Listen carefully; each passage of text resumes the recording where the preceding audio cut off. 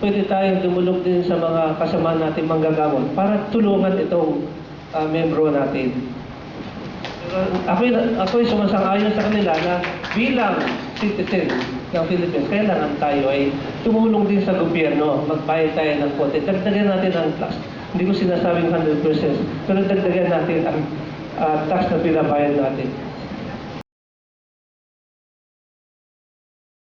So I think it is important that we come up with documents and brochures informing the members why they need to be active with the PMA and what are the benefits that they get from the PMA. Kasi yung iba, dahil hindi lang nila talaga alam.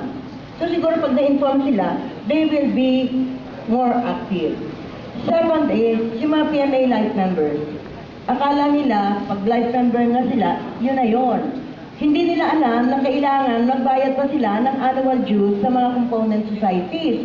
So nabibigla sila pagdating nila na, ay bakit ako maraming utang? Ako naman ay life member na. So I think, again, information dissemination is very important. The third is, hindi pare-pareho ang annual dues ng iba-ibang component societies. I don't know whether the PMA has a database on the annual dues of its component society. The component society is part of the PMA, so the PMA should have a database, and they should also include the appropriate benefits that they are giving to the members para ma-standardize din yung benefit. Oh, kung ganitong kalaki yung ano mo, yung hinihingi mo, dapat ganito yung binibigay mo sa mga miyembro mo. No? And then, third is, 30% of the CMA requirements to be earned is through the component society. Ito naman ang problema ng mga nasa specialist. Eh, hindi na ako interesado dun sa mga ano kasi hindi na relevant yun sa akin. So, siguro, the chapter of the specialty society should work with component societies para ma-recognize at ma-accredit yung kanilang mga activities.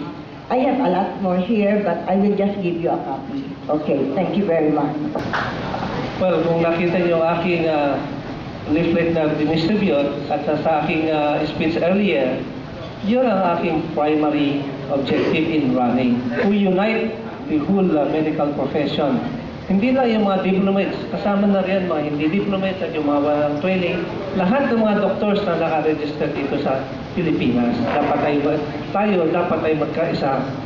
At ang palagay ko, ang kind of leaders that we elect, ang klase ng leaders, kung siguro nalalaman din ng mga kasama natin na ang leaders na ito ay honest at talagang sincero, na pag-isahin lahat, eh mas madali tayong makiusap sa kanila. So, siyempre, this is just like a chicken and egg situation eh. Ano bang unahin natin? Benefits muna? Bigyan ng maraming benefits para maraming sumama? Or kunin sila muna, no? Invite them to join before giving them benefits. I think we have to work on this at the same time, both at the same time, no? While we are trying to invite everybody to join us, no, so that we can be a solid and unified association, we have to work also on how to increase the benefits, no, to our members. Kaya ito ang ating programa, and I'm glad that I have my Vice President, no, si Marin Dobles, and my Treasurer, Ambeda Guevara, who will help me in this. At nakafocus kami sa kanya-kanyang responsibilities, no? And as if elected President, that will be my main focus, and to unite everybody. So, at tapos na ba? May time pa? Okay, and how can we do this? No, it's that integration bill alone will not do it. Ano bang integration bill? Lahat will be mandated to be members of the Medical Society of the PMA, and that is currently, no, dito sa mga component natin societies, we are already integrated. How many members do you have in your component society? Siguro thousands. How many are active? Hundreds or 200. That is already integration. Yung journal natin, importante ito. Gagawin natin institutionalized and very, very scientific. Kukuha tayo ng mga contributions nationwide. Hindi lang po Metro Manila. In the last, yung ginawa ko sa journal in the past, Ginawa ko po to coming from other sides of the Philippines. And I have employed, meron nga po kami ng isang sama ng medical journal editors sa Pilipinas para ma-improve ang journal publishing ethics sa Pilipinas. So isa po yun, pagkagandahin natin ang mga elementos ng PMA para ma-attract ang ating members. Ano po? So, promotion ng PMA. Kasi pag nasabi ko yung primer, ang content ito, what is the history of PMA? Ipa-understand natin, paalam natin sa mga miyembro na misguided po ang information regarding PMA. What is PMA? About PMA. Pagkatapos, what is the component society? Ano yung importansya ng component societies? At ang content pa nito, yung obligations, yung privileges nila, and mga benefits, and many other things. Now, kung mai-inform natin ang bawat member sa atin, ay... Okay. Ang akin pong napunot ay PhilHealth concern. Siguro po sa dami ng problema at concerns sa PhilHealth, aside from delayed payment of claims and the implementation of the PhilHealth bench book, siguro hanggang 12 midnight, hindi tayo matatapos sa questions. But I will stick to one very important concern, and this is the removal of the PMA representative in the PhilHealth board. And this is the reason why bakit po nakalabas ang case mix and the new no balance billing without PMA consultation.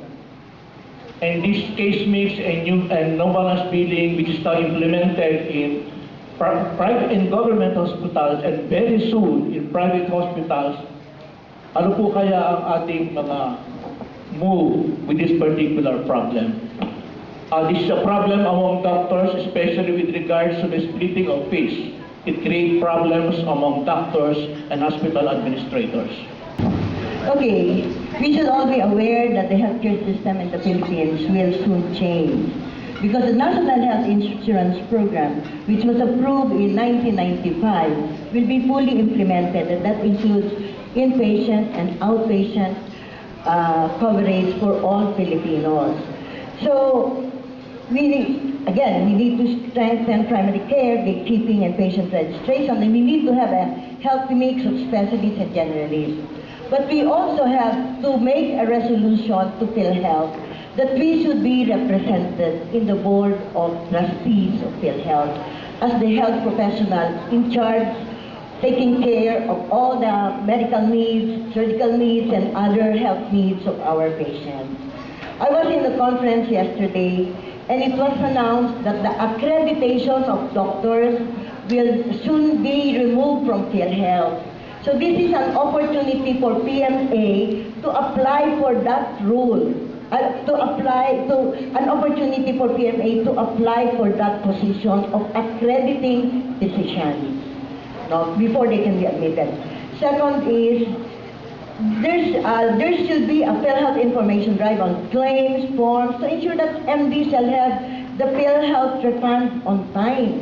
A lot of problems during conferences are directed towards delayed payment, delayed claims. Yung pala, hindi, ang question should be addressed to the claims department. So there should be, kung meron tayong VIR tax clinic, we should have a PhilHealth claims clinic for better information and improvement in the other one is the case rate mix and no balance billing.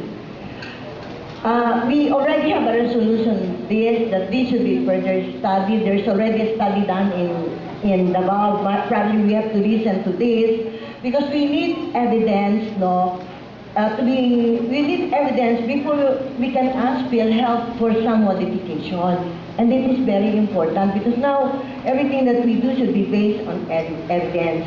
And it was announced that PhilHealth will soon increase the conditions that will be included in the case rate mix.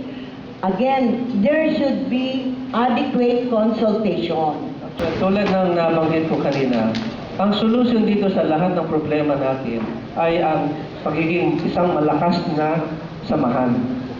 Dahil pag tayo kung ang PMA maging malakas, ay tayo ay gagalangin at bago sila maglabas ng mga policies, ay kukonsultahin tayo muna.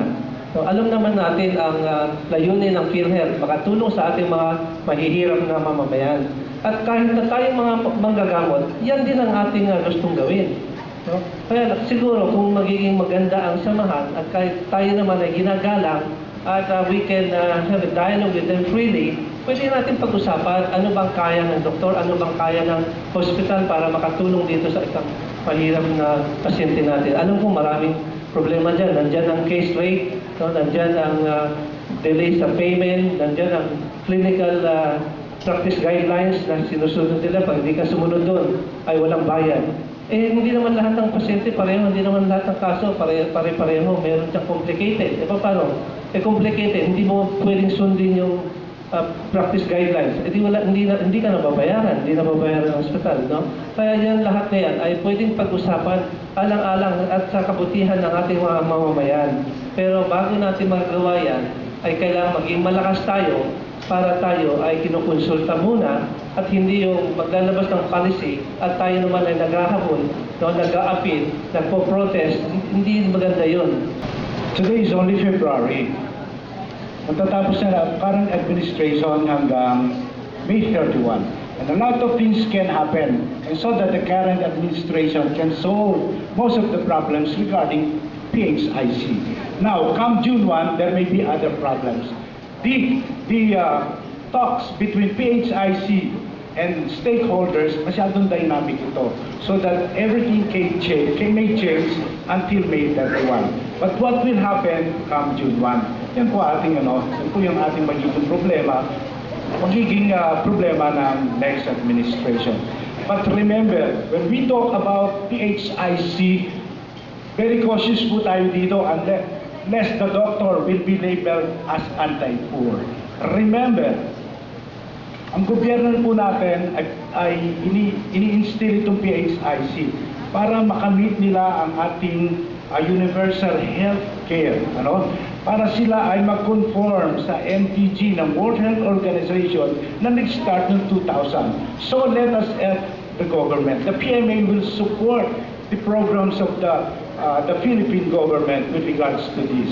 Now, come June 1, kung hindi pa na-establish ng PHIC ang relationship ng mga doktor at ng PHIC, ipapadefine po natin yan. Sino ba ang mga doktor para sa PHIC? Sino ba yung partner? Sino ba yung client? What are they? Bakit hindi sila ini-invite sa boardroom ng PHIC? Ika-clarify po natin.